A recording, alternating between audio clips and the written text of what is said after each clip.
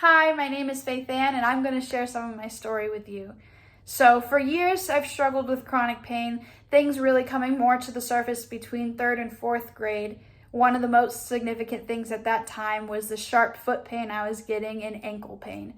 This resulted in a foot surgery that I didn't need, and it caused way more issues than helping me. I was in a wheelchair. I had trouble riding, trouble bathing myself. I ended up being in physical therapy for 18 months, to which helped me get out of the wheelchair and helped me get stronger and some things better. But some things did not get better. And as the years have went on, more things have came up. In high school, I started getting lower back pain, stomach pain. My migraines and headaches got significantly worse. We tried nerve blocks, Botox, all this different kind of medicine. Nothing would work, and I was missing school. And then my elbows and my wrists started having issues, and it's snowballing.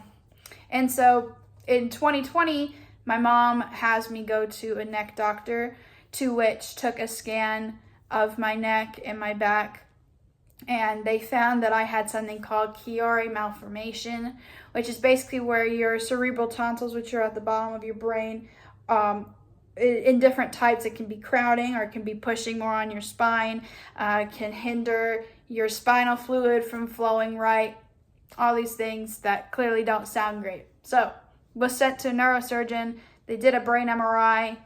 They said that my Chiari wasn't bad enough to be causing my symptoms, but my symptoms were concerning. So, we did some other testing there that didn't quite work out. That's a long story in itself. But from then on, things have came up more and more. And in 2023, I hit my foot on the door and it bruised. And I went to the doctor because it hurt so bad. The scans didn't show anything, but they were like, we think it's sprained, so let's have you in a boot. After I was in a boot for 4 weeks, it wasn't better. My pain was bad. I couldn't drive and stuff. And the doctor's like, I think you have more going on than just your foot. And you don't deserve to be in this pain. And I believe that it would be helpful if you go to the Mayo Clinic. But I know that might take a while to get into, so I'm going to try to send you some places here. Let's try to get you to rheumatology first. They wouldn't take me because my labs were fine. But he then sent me to a new neurologist because I needed a new one. And he said that my headaches and things were from my neck because the MRIs he did, there was some disc off in my neck and in my lower back. So he sent me to physical therapy. I think I had said a second ago, maybe not, but I have been in physical therapy for so many things. It's like my elbow, my ankles, my wrists, like all the things. And obviously after surgery, that was basically a whole body physical therapy for 18 months because I was debilitated. So, but anyway, those things specifically for those areas, it never helped anything. And now we know it's because we weren't treating the root cause. Starting physical therapy April 2024, we realized that we were starting to hit like the nail on the head. Like things started coming up symptom-wise that I'd never had before, old symptoms coming back, all the things, which meant to us that we were hitting like the root cause. But it didn't quite line up with what I was actually like sent there for. And he had said that my issues weren't textbook and they were concerning and that I needed to seek more help. I had applied for Mayo Clinic, got declined the first time, the second time my insurance didn't take it. I went to another neurosurgeon. The neurosurgeon said it wasn't Chiari because it wasn't bad enough. And I went to all different doctors to try to get some help. And even weirder symptoms with like my reflexes and stuff were coming up. And they're like, we don't know why because the Chiari is not that bad. At this point, at the beginning of this year, I had a really bad flare-up to where I needed to go on steroids to try to help with pain. And at that point, I was like, something's got to happen here. And I remembered a video that I had watched in June of 2024 that was Johns Hopkins saying that someone can have a 3 millimeter Chiari and have all the symptoms in the world, and someone can have a 15 millimeter that's hitting their spine and not have any. It's not cookie cutter.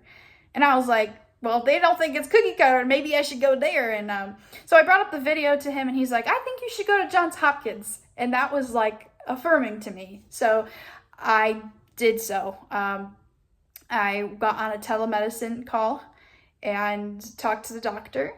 And based off one maneuver I did that caused headaches and something happened in my eyes, he said, I don't know if all your symptoms are from this. We won't really know till whatever's next, but I do believe that some of your pain and issues may be from Chiari. We have to do these scans first. So I got a new brain MRI, total spine MRI, and a cine MRI, which showed like how your spinal fluid's moving. And basically, I have Chiari malformation type 1. My cerebral tonsils are 5 millimeters, bilateral on both sides, which is why I have issues on both sides. The right was shown to be worse though, which makes sense as to why my pain and issues are worse on my right side. And I have decreased CSF fluid, spinal flow in the back, like on one side of my brain and upper spinal canal. And so that can cause a lot of issues, especially ones I've been dealing with. And so you might ask, what is the fix for that? I've gone through all sorts of conservative treatment and stuff that would naturally help it, but obviously things have not.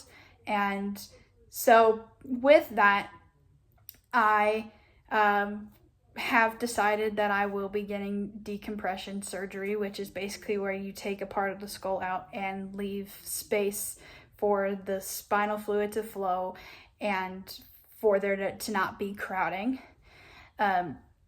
This entails obviously a lot of costs between the surgery, staying in the hospital however long, traveling to Maryland because that is Johns Hopkins is in Maryland and I do not live there, physical therapy, any meds, all sorts of things. With saying all of this, financially, this is not the most feasible thing. It needs to happen. And so if you feel so led to support financially, that would be so greatly appreciated. I have a GoFundMe link down below. If you can't, your prayers are so appreciated.